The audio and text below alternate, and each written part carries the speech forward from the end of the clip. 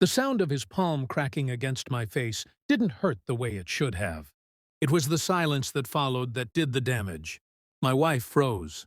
My kids stared like the room had lost gravity. He stood there, smiling, already comfortable in my space. Too comfortable. "You heard me," he said softly, almost kind. "I'm in charge now." I tasted blood. Not from the slap. From what it confirmed, 5 minutes earlier, I'd been holding a paper cup of juice for my daughter. 5 minutes earlier, this was still my house. I didn't raise my voice, didn't move, because men like him mistake stillness for surrender. They don't recognize calculation when they see it breathing. My mind narrowed, not to rage, to precision. He was my wife's mentor.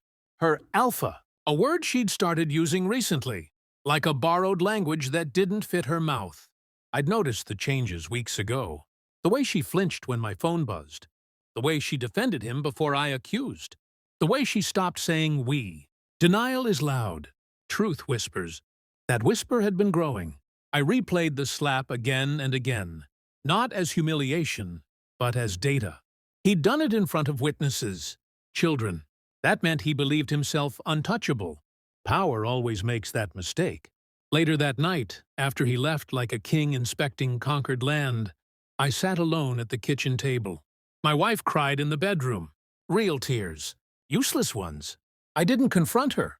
Confrontation is for people who still need answers. I already knew what to look for. Phone records don't lie. They hesitate. Deleted messages leave shadows. Cloud backups remember what people forget. I moved carefully, quietly. At work I smiled. At home I listened. I watched how my wife waited for notifications that never came when I was nearby. How she dressed differently on errands. How his name never appeared, because it didn't need to. The truth wasn't explosive. It was surgical. A shared account. A lease under a shell company. A child support payment scheduled 6 months into the future. Not mine. I sat with that knowledge and felt something settle inside me. Not heartbreak. Alignment. By the time I ordered the report, official, notarized, irreversible, I was already grieving a version of myself that believed respect could be borrowed. The day he came back, uninvited again, he didn't knock. He never does. He called me weak. He called me obsolete. He never saw my hand reach into my jacket pocket. Not for a weapon, for proof. And as he leaned in to remind me who I was beneath him, I realized something terrifyingly calm. The slap had been permission. I didn't announce what I was holding. Men like him don't deserve ceremony. I laid the folder on the table between us. White, clean, official. He laughed at first. A short sound. Confident. My wife stopped crying. "Read," I said. One word. Measured. He didn't touch it. Power hesitated for the first time. Then curiosity betrayed him. Page 1 changed his posture. Page 2 drained the color from his face. By page 3, the room belonged to me again. DNA doesn't argue. Financial trails don't flinch.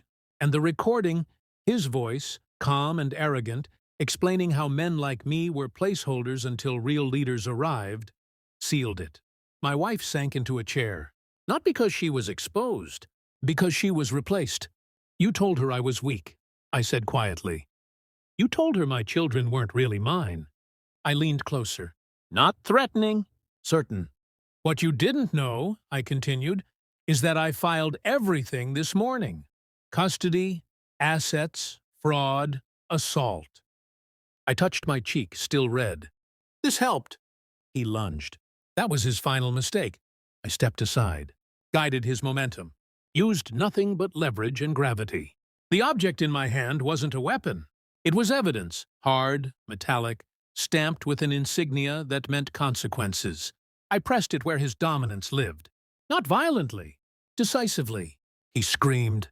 Not from pain, from understanding. The sound of sirens grew closer as he collapsed, clutching a future he no longer owned. Neighbors watched. My kids didn't. I'd already moved them upstairs. Paramedics arrived to questions I didn't answer.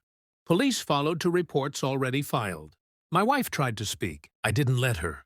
Some betrayals don't deserve dialogue.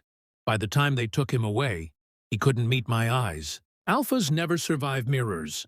The house felt larger after that, quieter. I packed my children's bags that night, left divorce papers on the counter, highlighted, signed. I didn't look back. Because the truth wasn't that he took my place. The truth was colder. I'd been standing alone long before he slapped me. And when I walked out into the night, free, unchallenged, and awake, I understood something final. Power doesn't announce itself.